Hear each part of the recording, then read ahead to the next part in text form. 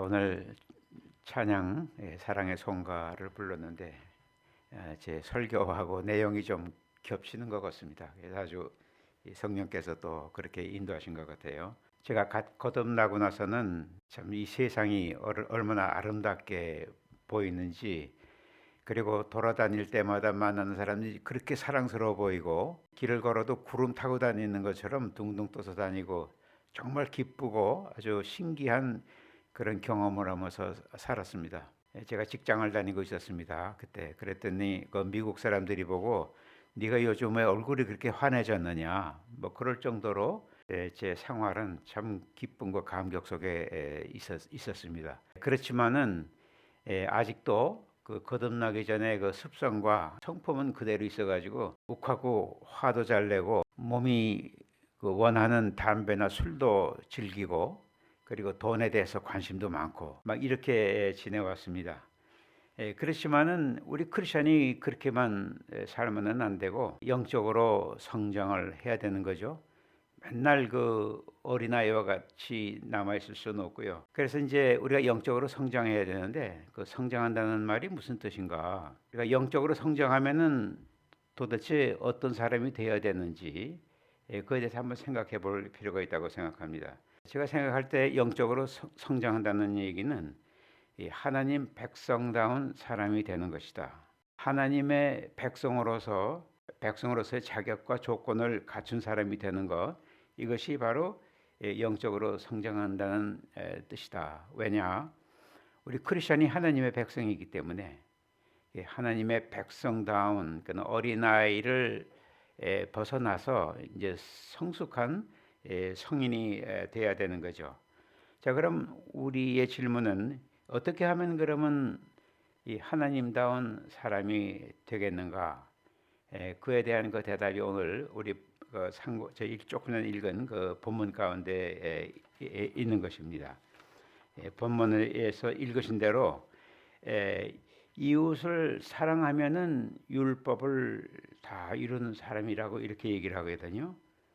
그러니까 율법을 다 이룬다는 말은 무슨 뜻이냐면은 하나님이 요구하시는 모든 하나님의 백성의 조건과 자격을 다 갖추는 사람이 된다는 그 뜻이에요.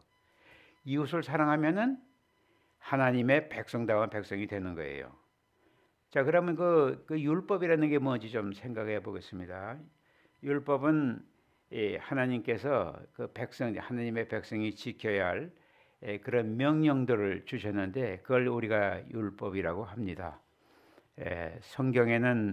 구약 성경에는 율법이 613개가 들어있다고 그렇게 얘기를 해요. 근데 이게 613개 율법을 이걸 압축하고 정리하고 요약하면 그게 바로 십계명이에요. 그래서 성경에서 율법이다 하는 것은 십계명이라고 하는 것과 똑같은 뜻으로 사용된다는 것을 알 수 있습니다. 십계명의 제1계명부터 4계명까지는 하나님에 관한 거죠. 나의 외에 다른 신을 두지 말아라, 안식일을 거룩하게 지켜라, 우상을 두지 말아라, 하나님 이름을 망령되게 하지 말아라. 그게 1계명부터 4계명, 여기는 하나님에 대한 계명인데, 이 계명은 하나님을 사랑하는 사람이면 이 계명을 다 자동적으로 지킬 수 있어요. 또 5계명부터 10계명은 이웃에 관한 그런 계명입니다. 부모를 공경하고, 살인하지 말고, 간음하지 말고, 도둑질하지 말고, 이웃의 위증을 하지 말고, 이웃 것을 탐내지 말라.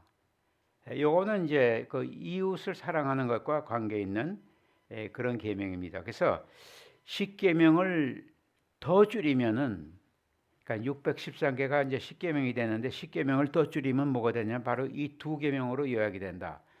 마음과 목숨과 뜻을 다해서 하나님 사랑하는 게 첫째 계명이다. 예수님께서 그렇게 말씀하셨고, 둘째도 중요한 계명인데, 그것은 내 이웃을 내 몸같이 사랑하는 것이다, 이렇게 얘기를 하는 것입니다. 그래서 율법을 지킨다고 하는 것은 하나님을 사랑하고 이웃을 사랑하는 것이 바로 그 율법을 지키는 것입니다. 그렇게 지킬 수 있는 사람은 율법을 다 완성한 사람이라는 거죠. 자, 그래서 그 예수님께서 이 두 계명을 말씀하시면서 하나님 사랑과 이웃 사랑이 성경 그 율법서와 선지자의 강령이라는 그런 설명을 하셨는데 이게 무슨 뜻인가 하면은 율법서는 모세오경을 얘기하는 거고 선지서는 우리 구약의 선지 예언서들을 얘기하는 거거든요. 그래서 구약 성경은 전체가 하나님 사랑하고 이웃을 사랑하라는 것으로 되어 있는 것이다. 그렇게 말씀하시는 거예요. 그러니까 성경이 무엇에 대해서 써 있느냐? 성경 전체는 하나님을 사랑하고 이웃을 사랑하라는 그런 내용으로 쓰여졌다는 거죠. 이것을 깨닫는 것이 굉장히 중요합니다.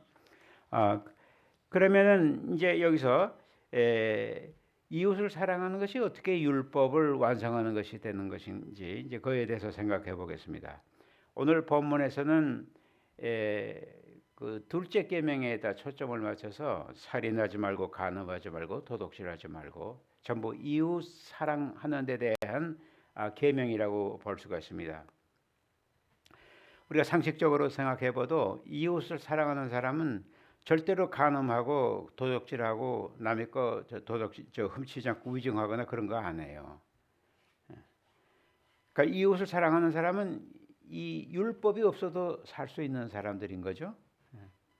그래서 이제 이렇게 이웃을 사랑하는 사람은 율법이 없어도 마치 율법이 있는 것처럼 그걸 다 실천하면서 사는 거예요. 그래서 이웃을 사랑하는 것이 곧 율법을 다 이룬 것이다. 율법을 완성한 것이다라고 얘기할 수가 있는 거죠. 이게 오늘 본문의 그 메시지예요. 오늘 메시지는 이웃을 사랑하면은 너희들이 십계명에 있는 것을 다 수행하는 것이다 마찬가지라고 그렇게 얘기를 하고 있는 것입니다. 율법은 모세가 이스라엘 백성을 애굽에서 이끌고 나와서 시내 산에 도달했을 적에 그 하나님께서 이제 이스라엘 백성과 언약을 맺으시고 그들을 자기의 백성으로 삼으셨습니다. 그리고 삼으시면서 너희들이 이제 하나님의 백성이 됐는데 그 백성의 그 자격과 조건이 뭐냐면은 바로 이 십계명을 지키는 거라고 이렇게 말씀하신 것이죠. 그 이스라엘 백성은 십계명을 받고 열심히 지키려고 노력을 했습니다. 뭐 여러분 잘 알지만은 안식일을 지키는 그 규정만 해도 39가지가 되고 무슨 절기를 지키는 일, 뭐 철저하게 율법을 지키려고 했지만은 그렇지만은 율법을 지키는데 실패하고 결국 하나님의 버림을 받고 바벨론 왕국에 의해서 그 나라가 망하게 됩니다. 하나님은 이스라엘 백성들에게 그 율법을 주시고 너희들이 만약에 이 율법을 안 지키면은 너희들이 망할 것이다. 그렇게 레위기 26장에서 아주 상세하게 예언을 해주셨는데 그 하나님의 그 약속의 땅에 들어가서도 이 사람들은 율법을 열심히 지키려고 했지만 실패를 했어요. 왜 실패했을까? 뭐 신학적으로 뭐 설명하려면 길지만은 간단히 얘기하면 이거예요. 그 사람들 안에는 성령님이 안 계셨어요. 성령님이 계셔야 그 성령의 열매인 그 사랑이 맺어지고 그 사랑이 있어야 하나님도 사랑하고 이웃도 사랑할 수 있는데 그 사람들에게는 아직 성령이 내려오지 않으셨거든요. 물론 다윗이나 몇 사람에게는 이렇게 수시로 하나님께서 성령을 주셨다가 또 걷어가시기도 하고 그랬습니다. 그러나 신약 시대에 들어와서는 하나님께서 예수님을 믿는 사람들에게 성령을 주시고 다시는 걷어가시는 그런 성령이 아니고 우리 안에 영원히 함께 하시는 그런 성령님을 주셨어요. 그래서 이론적으로 크리스천은 모두 이웃을 사랑할 수 있는 능력이 있어야 돼요. 그러나 실제로는 그러지 못하다. 우리가 거듭나고 나서도 아직도 이웃을 사랑하지 못하고 미워하는 그런 경우가 너무 많은데 그러면은 어떻게 왜 크리스천이 성령님이 계신데도 사랑의 열매가 맺어지지 않는지 그 부분은 이제 조금 이따가 뒤에서 말씀드리고 우선 우리가 사랑이 무엇인지를 좀 알아야 되겠습니다. 이웃을 사랑하라는 그 율법을 얘기하는데 율법은 얘기를 하는데 그 사랑이 도대체 뭐냐? 그 A.W. 토저라고 하는 그 목사님이 계신데 아주 그 21세기의 선제자라고 하는 아주 그런 목사님이신데 우리 교단 출신 목사님이십니다. 그분이 뭐라고 그러셨는가 하면은 사랑에는 감정적인 사랑과 의지적인 사랑이 있다고 그렇게 얘기를 했습니다. 그분이 말한 것이 우리는 두 종류의 사랑, 즉 감정적인 사랑과 의지적 사랑이 있다는 것을 알아야 한다. 감정적 사랑은 그리스도께서 서로 사랑하라고 말씀하시면서 염두에 두셨던 그런 사랑이 아니다. 그러나 의지적 사랑은 성경에서 명하는 사랑이다. 그러니까 서로 사랑하라고 할 때 그 사랑은 감정적인 사랑이 아니고 의지적인 사랑이다. 그럼 의지적인 사랑이란 무엇인가? 이거는 상대방에 대해서 호감이 전혀 없어도 내 의지를 동원해서 그 상대방에게 유익이 되지는 행동을 하는 거, 이웃을 배려하는 행동을 할 때 그 행동을 사랑이라고 그런다. 그러니까 서로 사랑하라고 한다든가 이웃을 사랑하라고 할 때 그 사랑은 감정이 아니고 행동이다 라는 것을 우리가 아는 것이 굉장히 중요합니다. 그리고 이 의지적 사랑이 이 성경에서 사랑하라고 하는 단어가 나올 때마다 그 사랑이 바로 의지적 사랑이라는 거죠. 그 예수님께서 원수를 사랑하라고 하셨잖아요. 감정적으로 어떻게 원수를 사랑해요? 그렇지만은 이 예수님께서 이렇게 명령하셨을 적에는 우리의 의지를 발동을 해서 원수에게 도움이 되주는 행동을 해라. 그러면 그 행동이 사랑이라는 거죠. 그래 원수를 어떻게 사랑하는가? 성경에 또 그에 대한 해답이 있어요. 가령 우리 집 원수가 어느 날 우리 집 앞에 거지로 나타났어요. 동냥을 해요.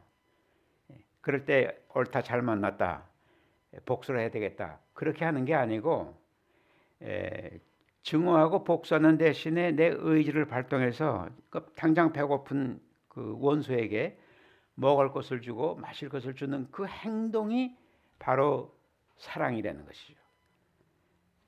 로마서 12장 20절에는 이렇게 얘기합니다. 내 원수가 줄이거든 먹이고 목마르거든 마시게 하라. 이게 바로 성경에서 말하는 사랑인 것입니다.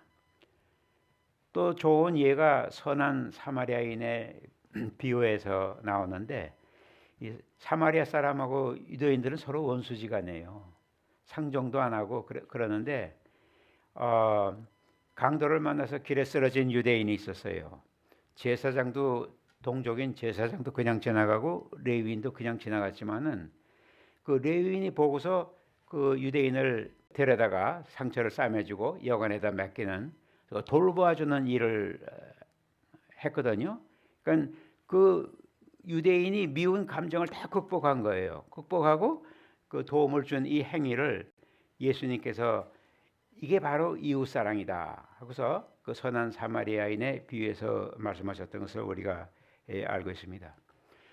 그러니까 의지적 사랑이라는 것이 무엇인지 우리가 한번 정의를 해본다면은 의지적 사랑이라고 하는 것은 이웃에 대한 배려에서 나오는 행동, 유익한 행동이다. 이렇게 오늘 우리가 머릿속에 각인했으면 참 좋겠습니다. 우리가 빨리 그 율법을 완성하는 그런 단계로 도약할 수 있을 것 같습니다. 그 사랑의 장이라고 하는 그 고린도전서 13장에 봐도 그 오래 참는다, 온유하다, 시기하지 않는다, 자랑하지 않는다, 교만하지 않는다 이런 것들을 다 보면은 다 이웃과의 관계예요. 이건 호감이 있건 없건 간에 무조건 이웃에게 이런 행동을 하는 거죠. 이것이 사랑이다 하고 고린도전서 13장에서 사랑이 무엇인지 정의해주고 있는 것입니다. 이 고린도전서에서 나온 행동 전체가 그 이웃에 대한 배려라는 것을 볼 수가 있습니다. 사실 우리가 이 신약 성경을 읽어보면은 성경 전체가 전부 거기가 이웃 사랑에 대한 내용이라고 봐도 돼요. 그 예수님이 하신 여러 가지 말씀들 가운데 형제에게 분노하지 말라. 예물을 드리려다가 형제에게 잘못한 것이 생각나면 먼저 형제에게 가서 사과하고 화목해라. 누가 억지로 오려를 가려고 하면 심리를 가져라. 또 내가 가진 걸 다 팔아서 가난한 사람을 도와라. 또 남을 형제를 비판하지 말아라. 또 형제가 회개하면은 용서해 주어라. 또 소자를 실족시키지 마라. 이게 다 보면은 그 이웃을 배려하는 행동이라는 거죠. 내가 상대방에 대해서 이웃에 대해서 호감이 있고 없고 그거는 중요한 게 아니고 설사 원수같이 미워도 이런 행동을 하는 것이 성경에서 말하는 사랑이다. 네, 그걸 우리가 머릿속에 좀 각인시켰으면 좋겠습니다. 예수님만 그러신 게 아니고 사도 바울도 그랬고 베드로도 그랬고 그들의 그 가르침의 많은 내용이 다 이웃에 대한 내용들이라는 것입니다. 남편들아 아내 사랑하기를 그리스도께서 교회를 사랑하시고 위하여 자신을 주신 것이 알아. 남편들아 아내 사랑해라. 아내가 뭐 마음에 들든 안 들든 네 의지로 발동해서 아내를 사랑해라. 이게 명령이라는 거죠. 이게 바로 율법이고 신약시대에 주어진 율법이고 이것을 완성한 사람이 바로 하나님 나라 백성의 자격이 갖춰진 사람이다. 신령한 사람이다. 이제 이렇게 되는 거죠. 자, 그러면 여기서 이제 누가 우리의 이웃인가? 그것에 대해서 좀 생각해 볼 필요가 있습니다. 우리의 이웃은 모든 인류가 우리의 이웃이에요. 우크라이나 사람도 우리의 이웃이고 러시아 사람도 우리의 이웃이고 중국 사람도 그렇고 흑인, 백인, 야만인, 문화인 우리 모든 인류는 우리의 이웃입니다. 그러나 조금 초점을 좁게 이렇게 바라보면은 우리의 배우자가 우리의 이웃이죠. 아마도 가장 가까운 이웃은 우리의 배우자일 것입니다. 배우자는 하나님이 짝지어 주신 그런 존재고 따라서 하나님이 주신 선물이다. 그래서 귀하게 여겨야 된다. 하나님이 짝지어 주신 것을 사람이 나누지 못한다. 이거는 우리가 모두 결혼 전에 배우자를 만났을 때 소개팅을 통해서 만났든지 뭐 어떻게 만났든지 결국 그 뒤에는 하나님께서 다 만나게 연결을 해 주신 거죠. 그래서 우리는 우리 배우자가 우연히 만난 배우자가 아니고 하나님이 주신 배우자다. 그렇기 때문에 귀하게 여겨야 되고 그리고 또 그 배우자를 우리는 감정적으로도 사랑하고 의지적으로도 사랑해야 되는 것입니다. 우리가 신혼 초에는 주로 이 감정적인 사랑이 우리 생활을 지배합니다. 근데 애 낳고 직장 생활하고 살림하다 보면은 점점 그 감정적인 사랑은 사라지면서 권태기에 들어간다고 하기도 하고 이제 불화가 시작이 되는 거죠. 근데 이제 하나님과 가까이 지내는 사람은 이 감정적인 사랑에서 의지적인 사랑으로 성화시킨 줄을 안다. 그러니까 현명한 크리스천은 감정적인 사랑이 사라지더라도 그것을 의지적인 사랑으로 바꾸는 사람이라는 거죠. 근데 많은 크리스천들이 그걸 할 줄을 몰라서 크리스천임에도 불구하고 부부가 화목하지 못하고 결국 이혼까지 하는 그런 것을 우리가 너무 많이 보게 되는 것입니다.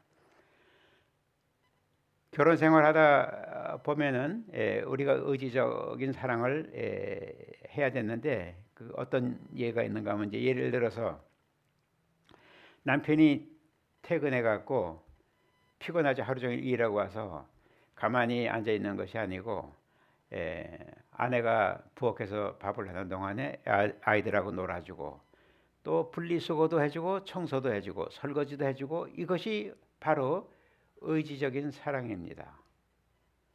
그게 바로 아내를 사랑하는 거죠. 그래서 여러분들이 아내에게 여보 나는 당신을 사랑해 할 때 그 사랑이 어떤 사랑인지 좀 생각하면서 얘기할 필요가 있는 거죠.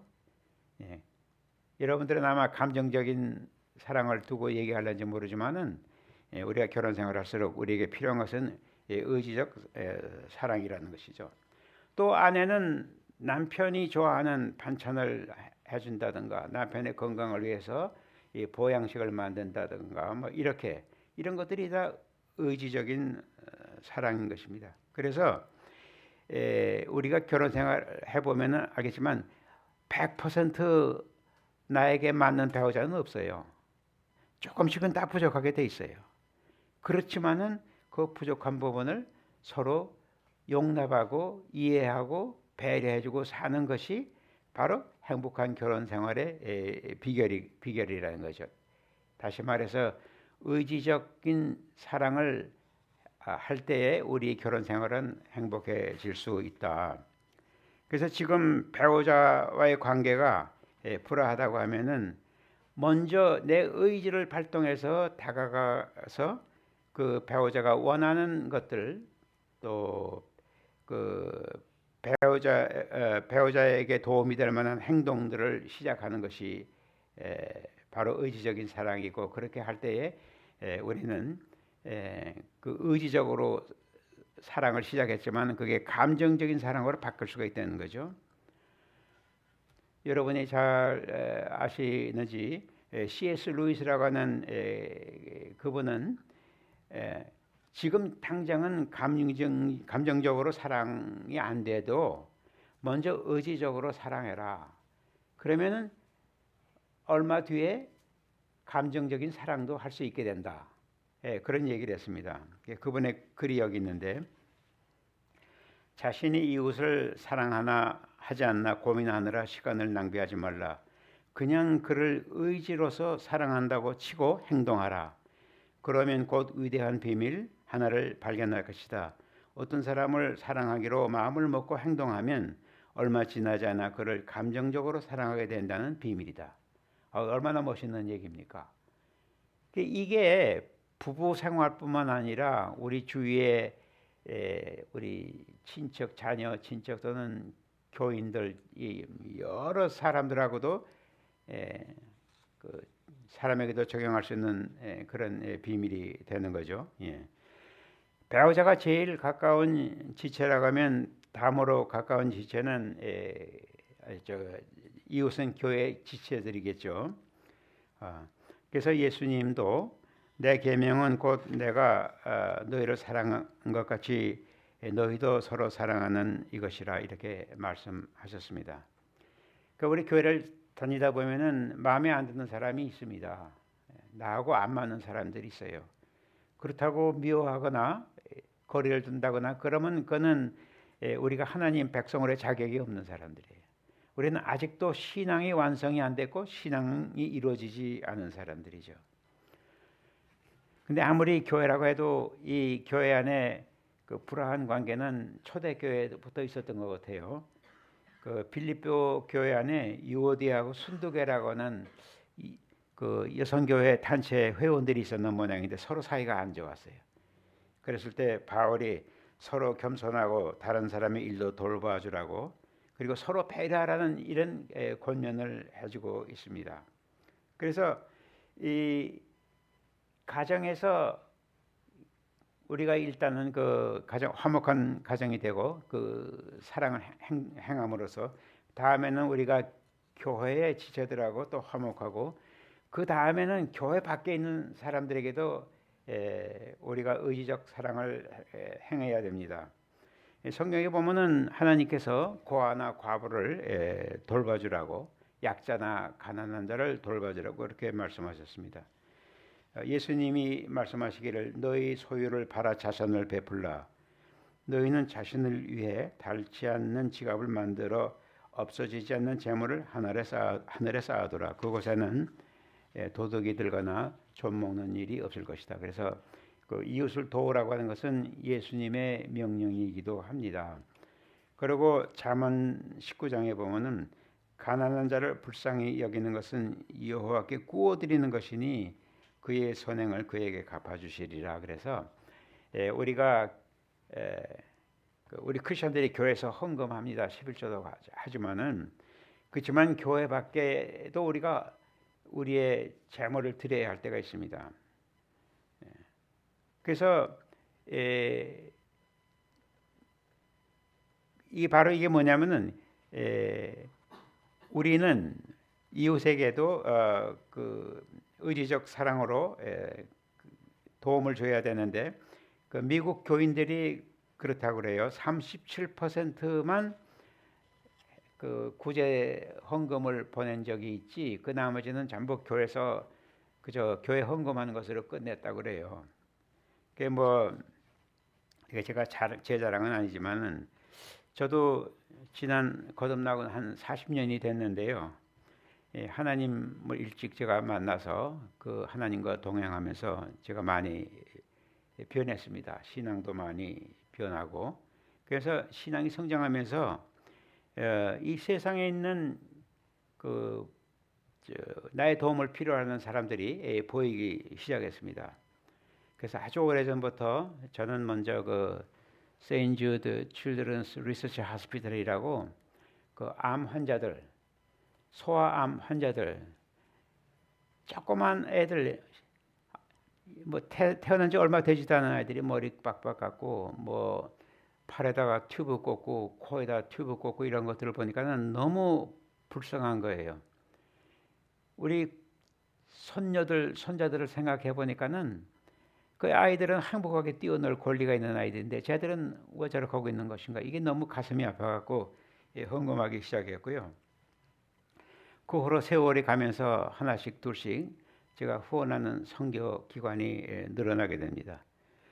그래서 월드 비전 기독교 선교단체죠. 또 컴패션 인터내셔널 또는 그 편견 없는 의사회 Doctors Without Borders 그리고 유니세프하고 또 UNHCR 그러니까는 그 난민 기구 제가 7살 때 그 8.15를 경험했거든요. 제가 함경북도 무산에서 남쪽으로 40일간 걸어오면서 그때가 7살 때인데 그때 우리는 비상식량으로 찹쌀을 볶아갖고 콩하고 볶아갖고 이렇게 내려오면서 이제 동량도에서 먹고 하던 그 생각이 그 7살 때인데 아직도 생각이 나는데 그때 그 고생한 생각이 나서인지 저는 지금 우크라이나 사건이 남의 사건 같지가 않아요. 그 아이들을 보면은 정말 가슴이 너무 아픕니다. 그래서 제가 그 아이들을 도울 수 있는 그 난민 기구라든가 유니세프나 이런 데다 지금 열심히 헌금을 하고 있고요. 세월이 더 가서 하나님께서 또 보여주시면 조금씩 이렇게 그 후원 기관을 늘려가려고 합니다. 뭐 제가 돈이 많아서 그러면 이렇게 많은 기관을 후원하느냐 그거는 아니고요. 전 뭐 은퇴하고 뭐 수입 있는 것도 아니고 그렇지만은 하나님께서 제 마음을 그쪽으로 자꾸 이렇게 몰아가시니까는 하나님이 강건하시니까 제가 이렇게 하는 것입니다. 그래서 저는 나도 모르는 사이에 그 하나님과 동행하면서 이웃을 사랑하는 법을 배워가고 있는 것이 아닌가 그런 생각이 듭니다. 자, 그러면 여기서 가장 중요한 질문이 있는데 그러면 나는 어떻게 하면은 이웃을 사랑할 수 있을까? 지난 설교에서도 제가 말씀드렸지만은 신앙생활에서 가장 중요한 것은 하나님을 인격적으로 만나는 것이다. 우리가 이웃을 사랑하려면은 먼저 하나님을 인격적으로 만나야 돼요. 어떻게 만나는가? 제가 말씀 묵상을 통해서 만난다고 말씀드렸습니다. 그래서 일단 하나님을 만나면 그 하나님과 교감하고 소통하는 것이 대화가 이제 시작이 되는 거죠. 그럴 때 이제 우리는 성령의 음성도 듣고 또 성령의 음성이 들리니까 그 성령님의 인도하심을 받을 수가 있다. 지금까지는 내 생각과 내 능력에 의해서 모든 행동을 했다면 이 하나님하고 교감하고 소통하면서 이제는 하나님께서 내 삶을 이끌어 가시는 일이 생기기 때문에 나는 전과는 전혀 다른 사람이 되는 거죠. 그러니까 단순히 교감하고 소통하는 데서 끝나는 것이 아니고 하나님하고 교제를 시작하는 거죠. 우리가 이제 새벽 기도도 하고 뭐 우리 크리스천들은 기도를 많이 하지만은 그 하나님과 사귐을 위한 기도가 따로 있어요.